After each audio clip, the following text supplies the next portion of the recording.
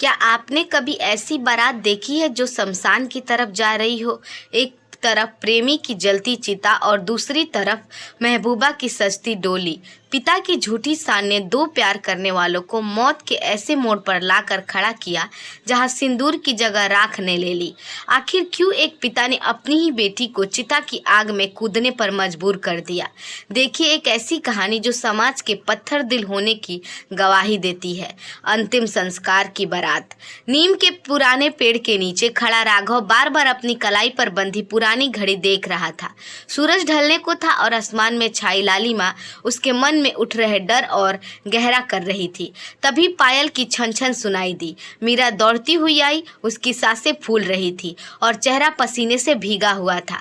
राघव बहुत अनर्थ हो गया। बाबूजी को हमारे बारे में सब पता चल गया है। मीरा ने रोते हुए राघव का हाथ थाम लिया।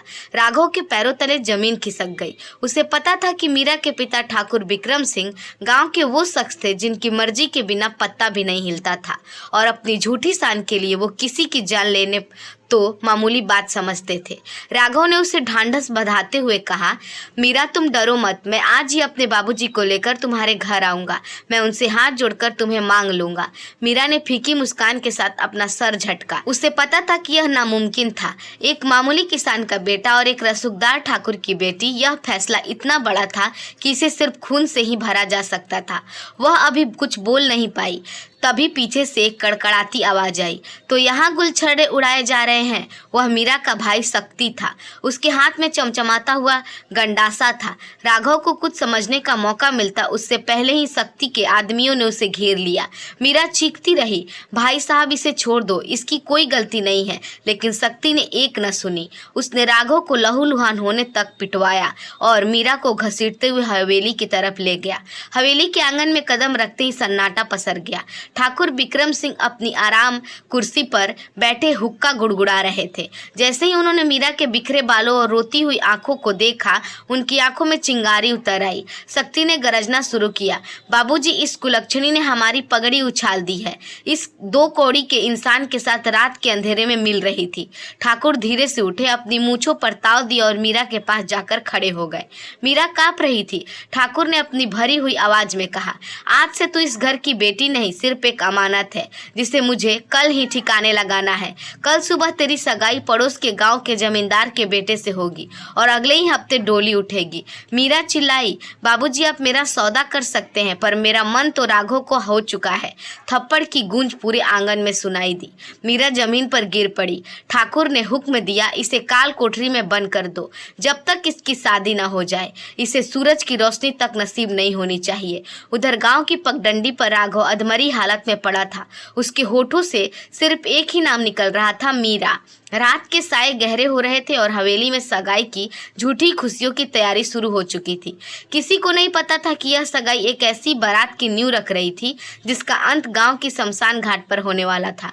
हवेली के बाहर ढोल नगाड़े बज रहे थे, लेकिन उन आवाजों में खुशियां कम और मीरा के लिए मातम ज्यादा था। हवेली की ऊंची दीवारों के पीछे एक छोटे से अंधेरे कमरे में मीरा फर्श पर बैठी शून्य में ताक रही थी। उसकी आंखों के आंसू अब सूख चुके थे, पर दिल की धड़कनें रह रहकर राघव का नाम पुकार रही थी।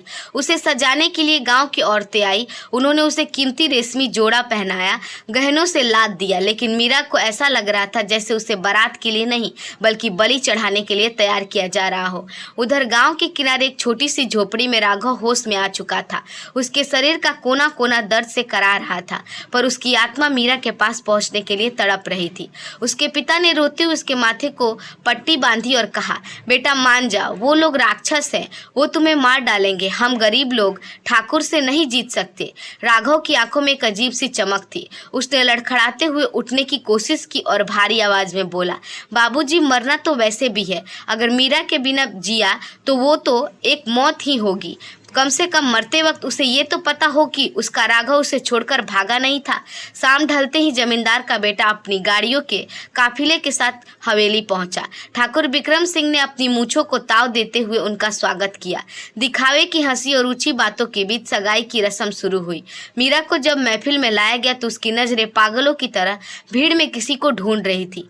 तभी उसकी नजर झरोखे के पास खड़े एक साये पर पड़ी। वह राघव था। फटे हुए कपड़े, चेहरे पर खून के मुस्कान और आंखों में बेपनाह मोहब्बत। दोनों की नजरें मिली और वक्त जैसे ठहर गया। बिना कुछ कहीं दोनों ने एक दूसरे से हजारों बातें कर ली। राघव ने धीरे से अपना हाथ अपनी जेब में तरफ बढ़ाया और एक छोटी सी शीशी निकाली। मीरा समझ गई कि वह क्या है। वह जहर था। राघव ने इशारा किया, अगर समाज उन्हें जीने नहीं देगा तो मौत उन्हें जुदा भी नहीं कर पाएगी। तभी शक्ति की नजर राघव पर पड़ी। वो रहा वो कुत्ता। शक्ति चिल्लाया। महफिल में भगदड़ मच गई। राघव वहां से भागा पर ठाकुर के आदमी उसके पीछे लग गए। मीरा यह देखकर पागलों की तरह चिल्लाने लगी, छोड़ दो उसे, बाबूजी वास्ता है आपको मेरी ममता का, उसे छोड़ दो। ठाकुर ने मीरा का हाथ कसकर पकड़ा, उसे अंदर खींचते हुए कहा, आज अगर वो बच गया तो ठाकुर की पगड़ी मिट्टी में मिल जाएगी, उसे खत्म कर दो। रात के सन्नाटे में गोलियों की गूंज सुनाई दी। मीरा का दिल बैठ गया। उसे समझ नहीं आया कि वह गोली राघव को लगी या उसके सपनों की हवेली के आंगन में सगाई की फूल बिखरे पड़े थे और दूर कहीं अंधेरे में राघव की चीख गूंजकर शांत हो गई। ठाकुर वापस आए और ठंडे स्वर में बोले, शादी अगले हफ्ते नहीं परसों होगी, और याद रखना मीरा, अगर अब तूने अपनी जुबान खोली तो उस लड़के की लाश भी नसीब नहीं होगी। मीरा पत्थर बन चुकी थी। उसने ठान लिया था कि अगर बारात आएगी तो वह उसकी पसंद की नहीं बल्कि मौत की मर्जी की होगी। शादी का दिन आ पहुंचा। ठाकुर की हवेली में दुल्हन की तरह सजाया गया, लेकिन उस सजावट में कहीं भी उमंग नहीं थी। मीरा पिछले 2 दिनों से न कुछ बोली थी, न उसने एक अन्न का दाना चखा था। वह एक जिंदा लाश की तरह बैठी रहती थी। उसकी आंखें बस दरवाजे की तरफ टिकी रहती। उसे बताया गया था कि राघव शहर भाग गया है, लेकिन उसका दिल जानता था कि ठाकुर के आदमियों ने उसके साथ कुछ बहुत बुरा किया है। गांव में बारात दाखिल हुई। बैंड बाजे की आवाज जैसे जैसे करीब आ रही थी, मीरा के अंदर की घुटन बढ़ती जा रही थी। उसे सुर्ख लाल जोड़े में सजाया गया। हाथों में गहरी रची मेहंदी लगाई गई, लेकिन उस मेहंदी की खुशबू मीरा को शमशान की राख जैसी लग रही थी। मीरा की माँ ने उसके पास आकर रोते हुए कहा, बेटी अपनी किस्मत को मान ले, इस खानदान की इज्जत अब तेरे हाथ में है। मीरा ने बस अपनी माँ की तरफ देखा और धीमी आवाज में कहा, माँ आज इज्जत भी जाएगी और आपकी बेटी भी। माँ उसकी बात का मतलब समझ न सकी। फेरों का वक्त आया। मंडप पे मंत्र पढ़े जा रहे थे, लेकिन मीरा का ध्यान दूर खलिहानों की तरफ था, जहाँ कभी वह राघव से मिलती थी। जैसे ही फेरे पूरे हुए और सिंदूर दान का वक्त आया, अचानक गांव के कुछ लोग शोर मचाते हुए हवेली की तरफ दौड़ आए। सन्नाटा छा गया। ठाकुर विक्रम सिंह गुस्से में उठे, यह क्या बदतमीजी है, मेरी बेटी की शादी में यह शोर कैसा? गांव का एक बूढ़ा आदमी कांपते हुए बोला, ठाकुर साहब गजब हो गया। गांव की सरहद के नीम के उस पुराने पेड़ पर जहां आपकी बेटी उस लड़के से मिलती थी, राघव ने खुद को आग लगा ली है। पूरे मंडप में सन्नाटा पसर गया। मीरा के हाथ से पूजा की थाली छूटकर गिर पड़ी। राघव ने मरते वक्त संदेश भेजा था कि अगर जीते जी तुम्हारा हाथ नहीं थाम सका तो मरकर तुम्हारी बारात का रास्ता जरूर रोकूंगा। ठाकुर के चेहरे पर सिकन तक नहीं आई। उन्होंने कड़क कर कहा, मरने दो उस कुत्ते को, रस्में पूरी करो। लेकिन मीरा अब काबू में नहीं थी। वह पागलों की तरह मंडप से उठी और बाहर की तरफ भागने लगी। भारी लहंगे और गहने के बोझ के बावजूद उसे कोई रोक नहीं पाया। वह भागती रही पगडंडियों पर और गिरती संभलती उसी नीम के पेड़ की ओर जहां से धुएं की गुबार उठ रहा था। पीछे पीछे ठाकुर साहब, अपने भाई और पूरी बारात दौड़ रही थी। जब सब वहां पहुंचे तो मंजर देखकर सबकी रूह कांप गई। राघव की चिता जल रही थी। उसने खुद ही अपनी चिता सजाई थी। आग की लपटें आसमान छू रही थी। मीरा चिल्लाई। राघव वह आग की लपटें के करीब जाना चाहती थी, पर उसके सगे भाई ने उसे पकड़ लिया। ठाकुर ने चिल्लाकर कहा, इसे वापस ले चलो, इसकी विदाई अभी होगी। जमींदार का बेटा और बाराती भी वहां पहुंच चुके थे। एक तरफ राघव की जलती हुई चिता थी और दूसरी तरफ मीरा की सजी धजी डोली। ठाकुर ने हुक्म दिया, डोली उठाओ, इसकी विदाई इसी वक्त इसी रास्ते से होगी। समाज की क्रूरता देखिए। एक तरफ चिता की आग दहक रही थी और ठीक उसी के बगल में मीरा की डोली गुजरने लगी। डोली उठाने वाले भी कांप रहे थे। मीरा डोली के अंदर से चीख रही थी, अपना सर दीवारों से टकरा रही थी। जैसे ही डोली उस चिता की सामने ठीक पहुंची, मीरा ने डोली का पर्दा फाड़ दिया और उसकी आंखें सीधे उस आग से मिली जिसमें उसका प्यार राख हो रहा था। धधकती चिता की गर्मी अब मीरा की डोली के भीतर महसूस हो रही थी। बाहर ठाकुर विक्रम सिंह चिल्ला रहे थे, जल्दी निकालो इस डोली को यहाँ से, अपशगुन हो रहा है। कहार डोली उठाने वाला डर के मारे कांप रहे थे। उनके पैर लड़खड़ा रहे थे। राघव की चिता से उठने वाली चिंगारियां हवा में नाच रही थी, मानो राघव की आत्मा मीरा को पुकार रही हो। अचानक डोली के भीतर एक ऐसी चीख निकली जिसने ढोल नगाड़े की आवाज को भी दबा दिया। मीरा ने अपनी पूरी ताकत लगाकर डोली का दरवाजा धक्का देकर खोल दिया। इससे पहले कि कोई उसे पकड़ पाता, मीरा सुर्ख लाल जोड़े में लिपटी हुई डोली से बाहर कूद पड़ी। मीरा रुक! ठाकुर और शक्ति एक साथ चिल्लाए, लेकिन मीरा के पैर अब जमीन पर नहीं बल्कि रूहानी दुनिया की ओर बढ़ रहे थे। वह सीधे उस जलती हुई चिता की ओर दौड़ी। गहनों की खनखनाहट और उसके भारी लहंगे का शोर उस मरघट के सन्नाटे को चीर रहा था। मीरा चिता के बिल्कुल पास पहुंच गई। आग की लपटें उसके चेहरे को झुलसा रही थी, लेकिन उसे कोई दर्द महसूस नहीं हो रहा था। उसने मुड़कर अपने पिता की ओर देखा। उसकी आंखों में अब आंसू नहीं बल्कि एक भयानक शांति थी।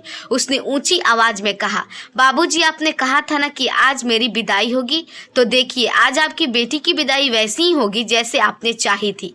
बस फर्क इतना है कि डोली मिट्टी की बनी है और मेरा बारात स्वर्ग तक जाएगी। इतना कहते ही मीरा ने अपनी दोनों आंखें मूंद ली और राघव का नाम पुकारते हुए उस दहकती आग में छलांग लगा दी।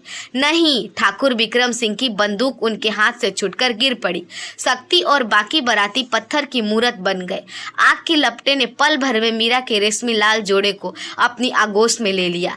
वह मंजर इतना भयानक और दर्दनाक था कि वहां खड़े बारातियों ने अपनी आंखें फेर ली। कुछ ही पलों में जहां दो अलग अलग जिंदगियां तड़प रही थी, अब वहां सिर्फ एक ही चिता जल रही थी। राघव और मीरा की राख एक दूसरे से मिल चुकी थी। समाज की बनाई ऊंची दीवारें, जात पात का अहंकार और ठाकुर की शान, सब कुछ उस आग में जलकर स्वाहा हो गया। ठाकुर विक्रम सिंह वही घुटनों के बल बैठ गए। जिस इज्जत को बचाने के लिए उन्होंने यह सब किया था, वह इज्जत अब शमशान की धूल बन चुकी थी। गांव के लोग चुपचाप वहां से जाने लगे। दूल्हा और उसका पिता भी बिना कुछ कहे अपनी गाड़ियां लेकर लौट गए। अगली सुबह जब सूरज निकला तो उस नीम के पेड़ के नीचे सिर्फ सफेद राख बची थी। हवा चली और वह राख उड़कर पूरे गांव की गलियों में फैल गई, जैसे राघव और मीरा हर उस घर के दरवाजे पर दस्तक दे रहे हों जहां आज भी प्यार से बढ़कर शान को माना जाता है। गांव के मंदिर की दीवार पर किसी ने कोयले से लिख दिया था, शान तो बच गई ठाकुर साहब, पर आपकी औलाद हार गई। तब से आज तक उस रास्ते में जब भी कोई बारात गुजरती है तो ढोल नगाड़े की खामोश हो जाते हैं। लोग कहते हैं वह अंतिम संस्कार की बारात आज भी समाज के सीने पर एक घाव की तरह जिंदा है। दोस्तों, उम्मीद करती हूँ आपको यह दर्दनाक कहानी अच्छी लगी होगी। अगर हमारी कहानी आपको पसंद आई हो तो हमारे वीडियो को लाइक और चैनल को सब्सक्राइब जरूर कीजिएगा। धन्यवाद।